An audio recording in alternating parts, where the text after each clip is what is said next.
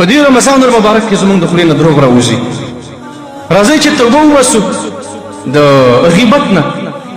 موږ د مسلمان غوښه څومره خوړلې ده. په دې رمضان المبارک کې موږ د څومره مؤمنانو غوښې د ورځې او د شپې خورو لګي. راځئ چې الله ته توبه وباسو د وعده خلافۍ نه.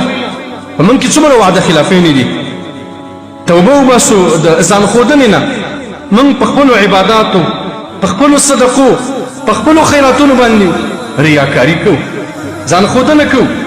مسلمان ته یو تروړه وریژه ورکوو، یو تروړه اوړه ورکوو، یو څو روپاټې وله ورکوو، خو زموږ هڅه او کوشش دی چې دا موږ ښکاره ورکوو. په دې باندې خلک خبر شي. موږ نه غواړو چې زموږ صدقې، زموږ انفاق، زموږ عبادات دي د الله دربار کې ښکاره یو د مخلوق نه دي پټ وي. ریاکاري پرېږده. د دې د وجې نه زموږ عبادتونه برباد شو.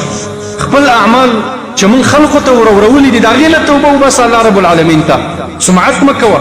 راځئ چې توبه وباسو الله رب العالمین ته د دې کنځلو نه، د دې ردو بدو نه چې په دې روژه کې زموږ د خولې نه څومره کنځل راوځي، څومره ردې بدې موږ وایو، څومره جدال او جګړې موږ کوو. والله چې ډېرو خلکو زموږ نه روژه بدنامه کړله. د روژې د وجې نه دا وایي زه کنځل کوم، د روژې د وجې نه دا وهل کوي، د روژې د وجې نه دا جګړه کوي، د روژې د وجې نه د ده اخلاق تنګ او خراب شي. روژه دې دپاره نه ده چې ته بد اخلاقه شي، ته کنځلمار شي، ته جګړه کې، ته لانجې کې د خلقو سره. روژه د دې دپاره چې ته یو صابر شخص وګرځې، تا کې یو صبر راشي، تا کې یو تحمل راشي. راځئ چې توبه وباسو ورونو د دې حسدونو نه. په دې روژه کې د یو بل سره حسدونه کوو، یو بل پسې منځونه نه کوو، چې روژه زموږ د زړه نه حسد ونه باسي. او د روژې د وجې نه موږ د یو بل سره د الفت او د محبت والا ونه ګرځو. کله به په موږ کې الفت راځي، کله به په موږ کې محبت راځي. یو بل سره بغضونه لرو په دې روژه کې. راځئ چې د دې نه توبه وباسو.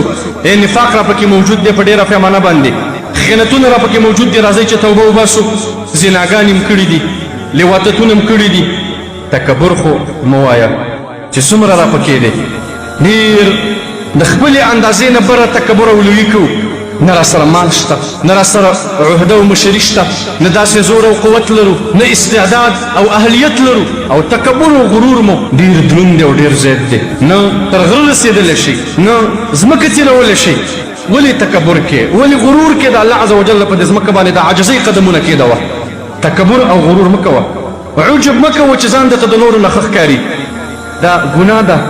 په دې روژه کې موږ کوو دا عجب، خودپسندي، زه ښه او بل خراب، ظلمونه کوو. په دې روژه کې موږ د مسلمانانو اموال په ظلم سره اخلو، په زیاتي سره یې اخلو، حرام یې خورو، په حرامو کې مبتلا یو. استماع الاغنیه، ګانې، بجانې، ربابونه او باجې اورو. په دې روژه کې موسیقي تعقیبو، په دې روژه کې ډرامې ګورو، په دې روژه کې فلمونه ګورو. په دې روژه کې موږ او تاسې خپل غوږونه کنټرول نه کړل، خپلې سترګې مو کنټرول نه کړلې. کله به الله عز وجل ته ورګرځي ای ځوانه، کله به رب العالمین ته توبه وباسي چې نن ورځ او نن شپه په رمضان المبارک کې ستا په غوږونو کې ګوشکي پراته دي. چینجي به دې الله عز وجل په دې غوږونو کې وکړي، ولې شوې تنبه به الله عز وجل ګرمه په دې غوږونو کې درواړی. لږ شانده موسیقي بنده که په ځان باندې الله ته ور وګرځه.